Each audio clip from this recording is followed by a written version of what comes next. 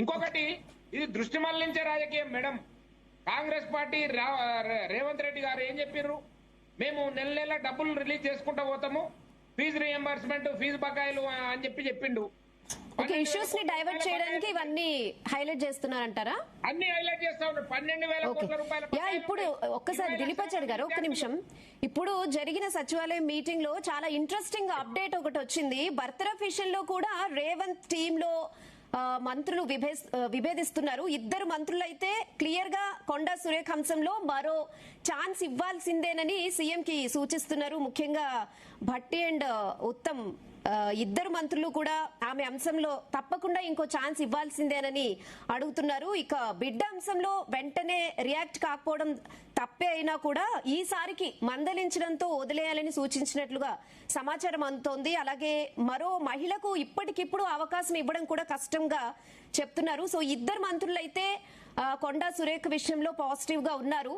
చర్యలైతే తీసుకోకపోవడమే better, బీసీలకు దూరం అయ్యే ఛాన్స్ ఉంది, ఇప్పటికిప్పుడు మరో మహిళను తీసుకోవడం కూడా కష్టమని ఇద్దరు మంత్రులు అయితే క్లియర్ గా సీఎం కి సూచిస్తున్నట్లు అర్థమవుతోంది. అయితే పార్టీకి డ్యామేజ్ జరిగిందని సీఎం అందరితో చెప్తున్నట్లు తెలుస్తోంది. ఎందుకంటే ఇలాంటి కామెంట్స్ చేసినా కూడా యాక్షన్ తీసుకోకపోవడం వల్ల ఇంకా డ్యామేజ్ జరుగుతుందని సీఎం ఆలోచిస్తున్నట్లుగా సమాచారం. అయితే ఆయన మళ్ళీ ఢిల్లీకి వెళ్లాలని ఆలోచిస్తున్నట్లు కూడా తెలుస్తోంది. ఎలక్షన్ కూడా కొంచెం దూరంలో ఉన్నందున ఒకవేళ స్టెప్ తీసుకున్నా కూడా అప్పటికి మర్చిపోతారు. ఏఐసిసి విషయంలో కూడా అదే ఉందని ఇతర మంత్రులతో చర్చిస్తున్నట్టు తెలుస్తోంది. అయితే ఇదే కరెక్ట్ టైం బర్తరఫ్ చేయడానికి సీఎం అని సమాచారం అంతోంది. ఇప్పుడు రైట్ టైం డెఫినెట్ గా ఆమె విషయంలో ఇప్పుడు చర్యలు తీసుకున్నా కూడా ఎలక్షన్స్ దూరం ఉన్నాయి కాబట్టి ఏఐసీసీ కూడా ఇదే ఆలోచిస్తున్నట్లు సీఎం అయితే ఆలోచిస్తున్నారు. మరోసారి ఆయన ఢిల్లీ వెళ్ళడానికి కూడా రెడీగా ఉన్నారు.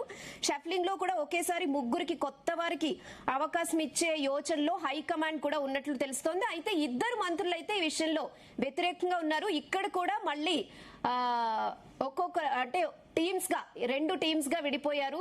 సీఎం కి కొంతమంది సపోర్ట్ చేస్తే ఇద్దరు మంత్రులు అయితే చాలా స్ట్రిక్ట్ గా ఇలాంటి టైంలో డెసిషన్ తీసుకుంటే చాలా లాస్ అవుతుంది, బీసీలకు దూరం అయ్యే ఛాన్సెస్ ఎక్కువ ఉంటాయని చెప్తున్నారు. మహిళ కాబట్టి కొంచెం ఆలోచించి మందలించి వదిలేస్తేనే బెటరు. ఎందుకంటే డైరెక్ట్ గా కొండా సురేఖ ఈ కామెంట్స్ చేయలేదు, బిడ్డ చేసింది కాబట్టి వెంటనే డెసిషన్ తీసుకున్నా కూడా చాలా ఇష్యూస్ అవుతాయి అని అయితే ఉత్తమ్ భట్టి అయితే చాలా క్లియర్ గా సీఎం కి సూచిస్తున్నారు. బట్ సీఎం అయితే ఈ విషయంలో ఈవెన్ శరత్ గారు కూడా చెప్పారు రవంత కోపంలోనే ఉన్నట్లు.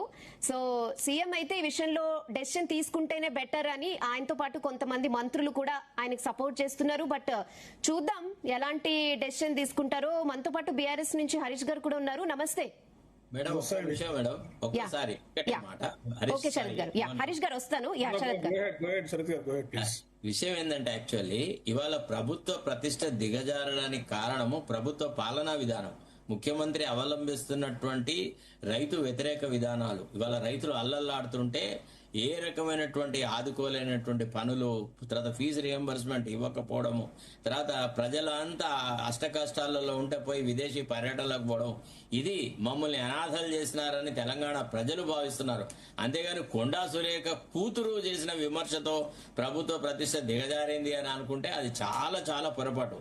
రెండోది, కాంగ్రెస్ పార్టీలో ముఖ్యమంత్రి ఇట్లా ఇష్టం వచ్చినట్టు తనకు నచ్చని వాళ్ళందరినీ తలలు నరికేటువంటి అధికారం డాక్టర్ చెన్నారెడ్డికే ఇవ్వలేదు. ఎంతో సమయం ఉన్న తర్వాత డాక్టర్ చెన్నారెడ్డి ఒక మంత్రిని బర్తరఫ్ చేయగలిగినాడు. వాళ్ళు నో అంటే నో అంటారనమాట. మంత్రులను బర్తరఫ్ చేసే సంస్కృతిని కాంగ్రెస్ ఎప్పుడూ ఎంకరేజ్ చేయదు. నాకు తెలిసిన మేరకు, నేను చూసిన వరకు. దట్టు రేవంత్ రెడ్డి లాంటి వ్యక్తిగత అస్సలే అట్లాంటి అధికారం ఇవ్వరు madam. You take it from me, it happens like that. Harish Reddy గారు చెప్పండి madam. Good evening. Good evening. చెప్పండి, అసలు మీరైతే